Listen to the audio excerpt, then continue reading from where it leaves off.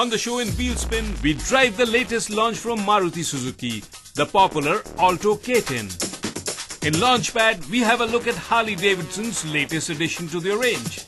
And on the road, we drive the Hyundai Eon from Kolkata to Shantiniketan. In India, automotive aspirations, or what you actually drive, are determined more by your wallet size than by what you like or what you dislike, because cars are expensive in India. So in a scenario like this, enters a company like Maruti, which for years have made cars which are affordable, fuel efficient, and even proven to be immensely reliable in the long run. And the mainstay of this stable has been the Maruti 800, which got replaced by the Alto. And what I have with me today is the latest generation of the Alto, a car they call the Alto K10.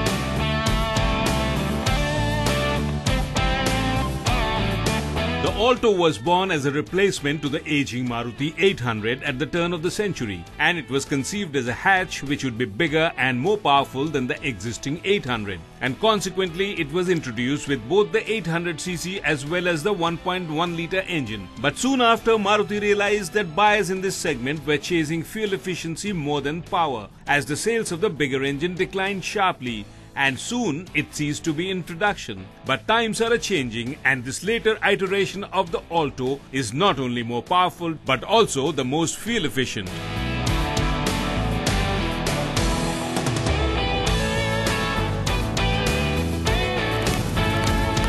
The Alto K10 here continues to remain a small and a diminutive little hatch, but make no mistake, it has all the essentials that you might need in a car to take you from point A to B. And I think the Alto here makes for a very strong case for you to own a compact, because this is a car which is really drivable, it's highly maneuverable in our city traffic, and because of its compact size, easy to find a parking place.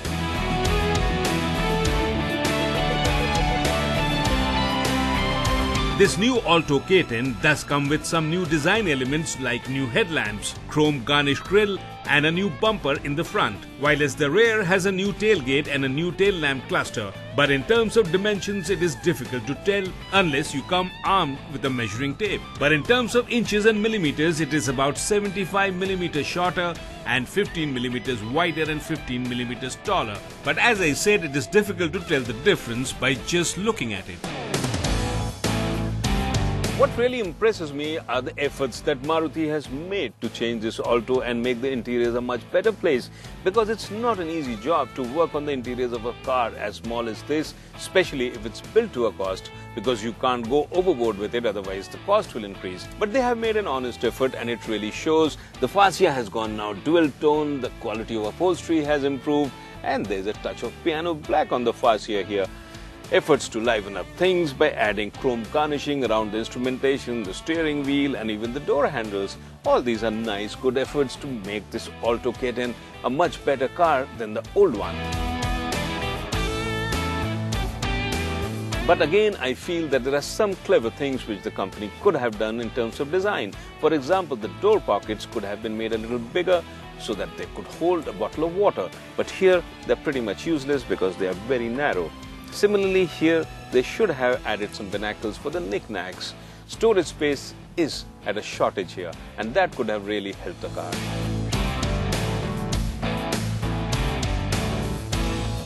However, if you do opt for the regular manual gearbox, then you do get bottle holder in the console area, because the addition of the auto gearbox has robbed the Alto of its space for the bottle holders. A trade-off you might not necessarily find very convenient. The interiors, as to be expected in a car this size, is cramped, and neither the length nor the width would permit you a lot of legroom or headroom to be very comfortable on a longer ride. But the basic creature comforts like the air conditioning does keep things from getting very uncomfortable. The boot space too of 117 litres is limited, but the overall ambience inside the cabin with the use of better material and new styling has certainly improved things. And the good thing is that the top trim also offers a driver side airbag.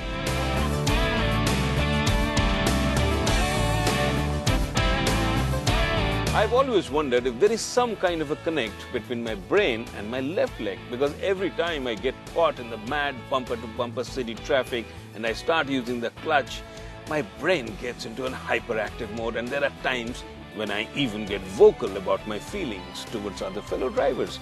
Not a very healthy thing to do, you'll agree with me, but now Maruti has found the solution for me. And they have given me a gearbox which they call the auto gear shift. Forget about the technical jargonry, what this gearbox means here is very simple. For all practical purposes, it works like an automatic transmission, which makes this car so much more easier and enjoyable to drive. And the good part is that this box is affordable too. Believe me, with our cities getting more and more crowded every day, the answer is automatic transmission. And this is irrespective of the fact whether you believe in my theory about the connect between the brain and the left leg or not.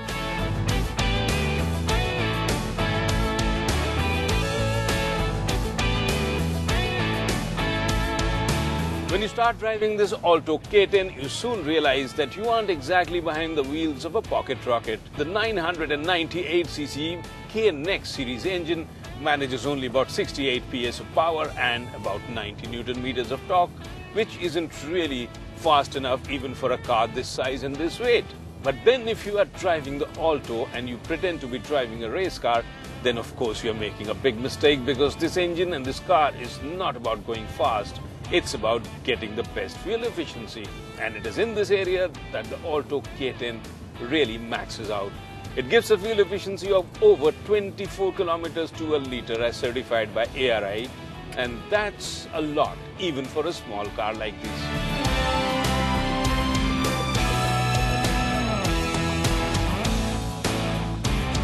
If you put this in the manual mode, okay, the car becomes slightly more responsive and a little quicker. And you move into the auto gear shift. You can feel the shift shocks, and it is really sluggish. Like I said, this is not aimed at giving you driving pleasure. Auto gear shift Is a practical solution to solving the cumbersome manual issue, and that's all there is to it.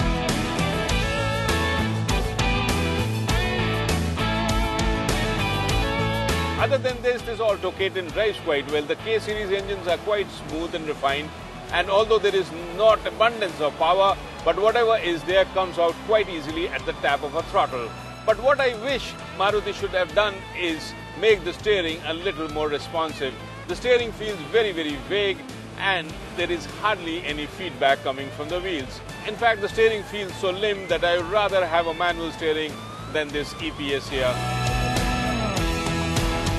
If the steering lags the feel, then the same can't be said of the brakes. In fact, the brakes are sharp and bite quite well, and the stopping is impressive. And what I really like about this car is the drivability factor. It's so small, it's so compact, you have power steering, so you can really maneuver it through city traffic so very easily. And it's not an expensive car, so you don't have to be really bothered about somebody nicking it. There is another advantage. Maruti has a large service network and the spares are cheap. So you don't have to constantly worry about getting your car nicked. And in case that happens, you can always get cheap service and cheap spares. So this is one worry I'm free from when I drive the Alto. Don't really have to worry about the cost of getting it fixed.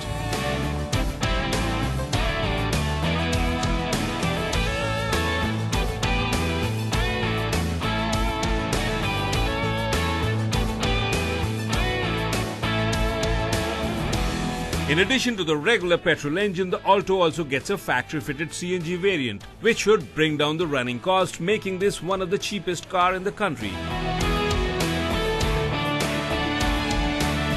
I can't quite overemphasize the importance of compact cars for the Indian market. Our roads are getting overcrowded, parking places are hard to find, and fuel is expensive. And then, if I turn around and look at this Alto K10, I realize that all these issues have been addressed at one go. Here is a car which is fuel efficient, which is compact, it's easy to drive and park, and it does come with all the basic creature comforts like air conditioning, power windows for the front, power steering, etc.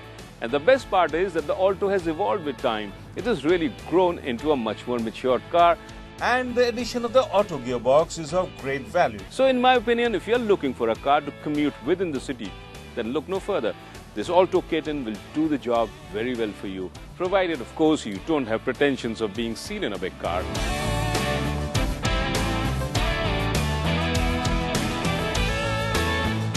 The price of the Alto K10 is one of the lowest and the base model starts at Rs 3.06 lakh, ex-showroom Delhi, while the top trim with CNG costs Rs 3.81 lakhs. And this auto gear shift that we drive is priced at Rs 3.8 lakhs. And considering the convenience it is offering, this is one of the best deals around if you are looking at an automatic transmission.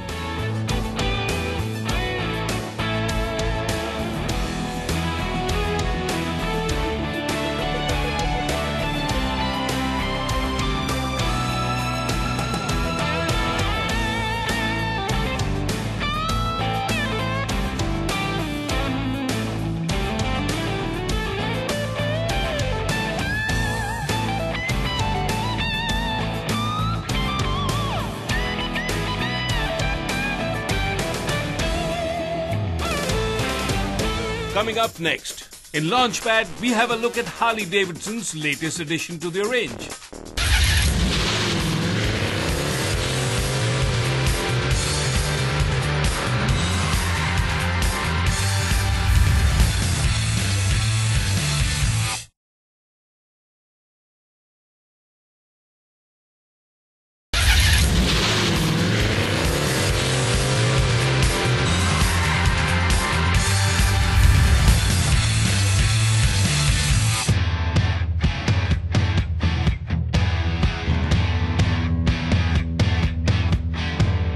Harley Davidson, in an effort to boost their product portfolio in India, recently added 3 more machines to their range, and in the process created a record of sorts by offering perhaps the most expensive motorcycle for the Indian market, the CVO 2015 Limited, priced at a hopping Rs 49 lakhs. The CVO 2015 Limited is a bike with all the histories and legacies of the brand Harley Davidson. The CVO is powered by a liquid-cooled 1801cc 2-cylinder engine, and this is a bike which will surely turn heads no matter where you go with its sheer size. This is the most expensive and the biggest motorcycle Harley will offer in India, even though this might not bring in great numbers for Harley Davidson, but it certainly will create a talking point among the motorcycling fraternity. Absolutely the pinnacle of customization. When you talk about Harley Davidson, you get all the love, all the legacy, all the quality right here in one motorcycle. The CVO Limited is the top of the line.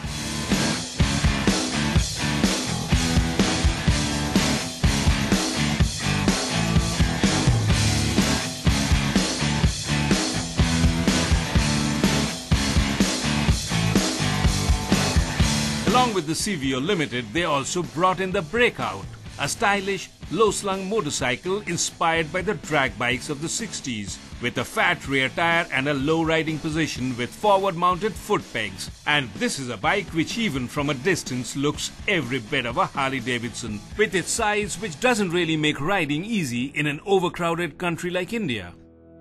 The Breakout is powered by a 1690cc 2-cylinder air-cooled engine, and it will be assembled in India, which helps it to sport a much modest price tag of Rs 16.28 lakh.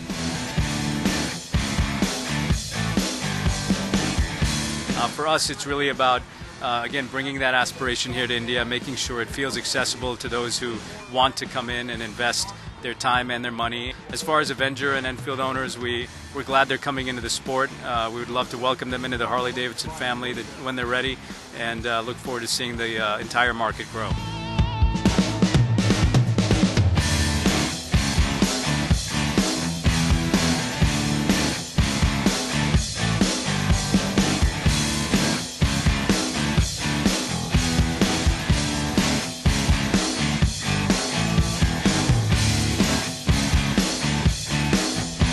As you can see, fully loaded touring package.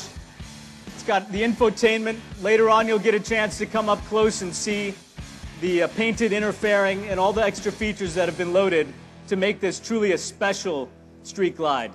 And as you know, the Street Glide is one of our top-selling models in the world, and putting together this fully loaded version of that top seller is going to change the game for touring.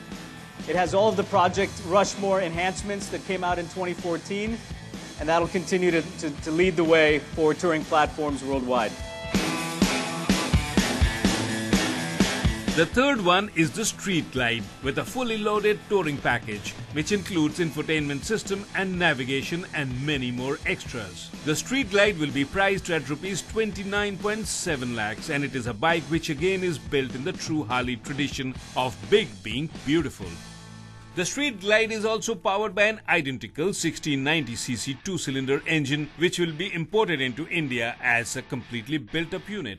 The Street Glide is a machine which will compel you to ride long distance, as it is positioned as a tourer which is big, powerful and guaranteed to get you plenty of attention. Harley Davidson currently has 13 models for the Indian market, which they retail through 15 dealerships across the country.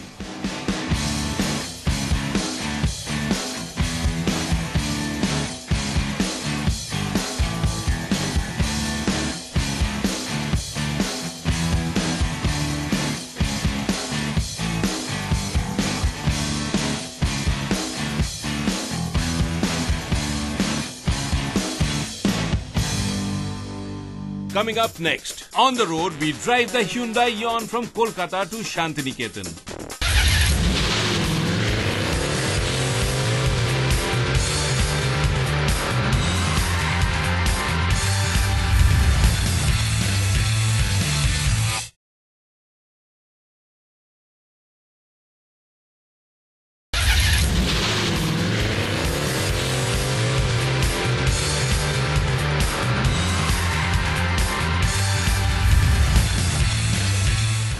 Kolkata, and as you might know, last week we travelled to the lovely seaside town of Digha.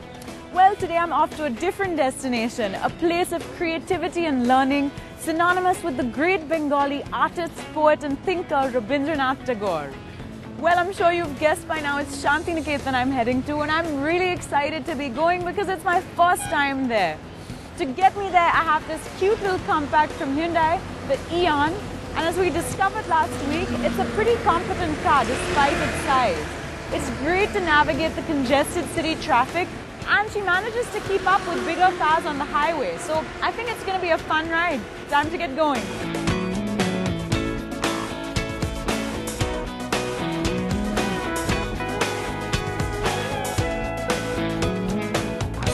The Eon might be the smallest car from Hyundai, but it's not lacking in either style or features. The interiors are really nice. As you can tell, it's pretty comfy, and this leather-wrapped steering wheel is great to hold. There's also really easy to read instrumentation, a really good sound system and very efficient air conditioning. So there's really everything you need in order to make this drive a pleasure. But what I'm most impressed by is the level of safety. Because in a car this small to have airbags is really rare. I think it's one of the only cars in this category that has airbags, and I think this feature is really what makes it outstanding in terms of a small car. As most Hyundai cars come packed with features, this is no exception. It really has everything you need.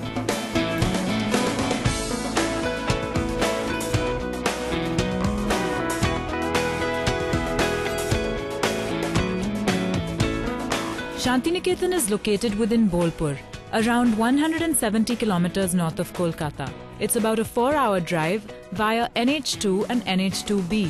While we get there, let me tell you a bit more about how the place evolved. Shantiniketan was initially an ashram founded by Rabindranath Tagore's father. But in 1901, Tagore started an experimental place of learning with a classroom under the trees and just 5 students. By 1921, it had become the Vishwabharati University.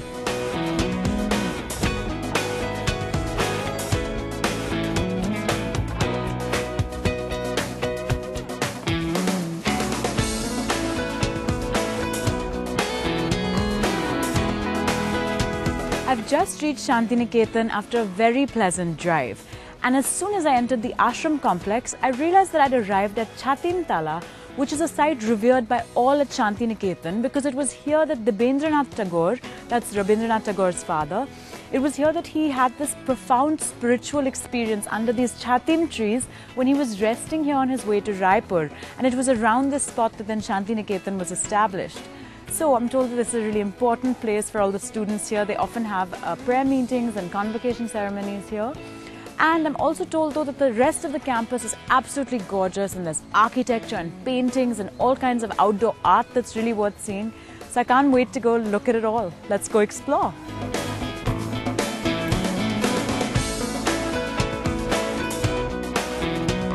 The university has faculties in all major disciplines with a focus on the humanities.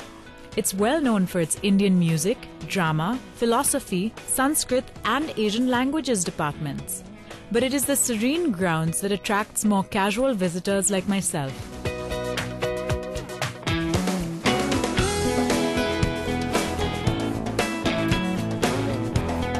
One of the prettiest little structures I've encountered on campus is the charming Upasana Griha or prayer hall, and I'm particularly enchanted by the beautiful, colorful glass panels that adorn the facade in these flower shapes. They're actually apparently from Belgium and over 150 years old. And now every evening they light candles around the Upasana Griha, which obviously must be just so beautiful. I wish I was here to see that. It's also apparently a hub of activity during the Paush Mela. So it's a very important part of the campus life, and I'm glad that I got to see it during my trip here.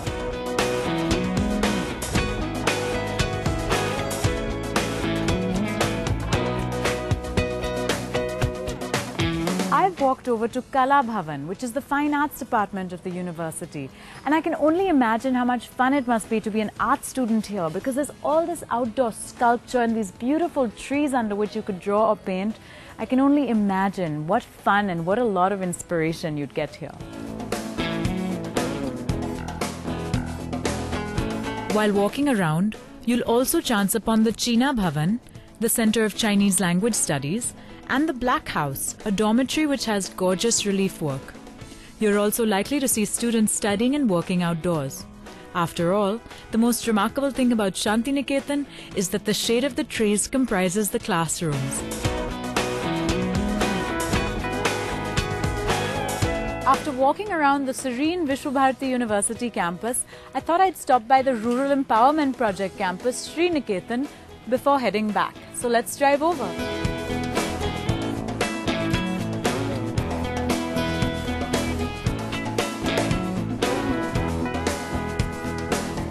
Sriniketan was established as a sort of rural empowerment project so that the local villagers would learn how to be self-governed and self-sufficient. Now, Sriniketan offers courses in subjects like agriculture and rural development and anthropology, and it's really interesting to see how well integrated it is into the village life. It's just like a part of the environment here. So it's a really lovely place to come by when you come to Shantiniketan.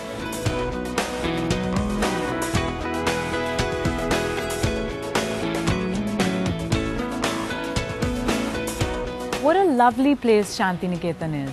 It's hard to describe the quality of the environment here in words. It's just so tranquil. It almost transports you to some other place of serenity and greenery. And it's really worth a visit if you're in Kolkata, because it's hard to believe that this kind of oasis exists just 3 hours away from the city. I've also learned so much about Tagore and his legacy, which is very intriguing. And I'm looking forward to driving back because I get to hop back into the Eon and do the drive back to Kolkata to catch my flight to Bombay. So time to get going, but see you again next week as I embark on another exciting journey.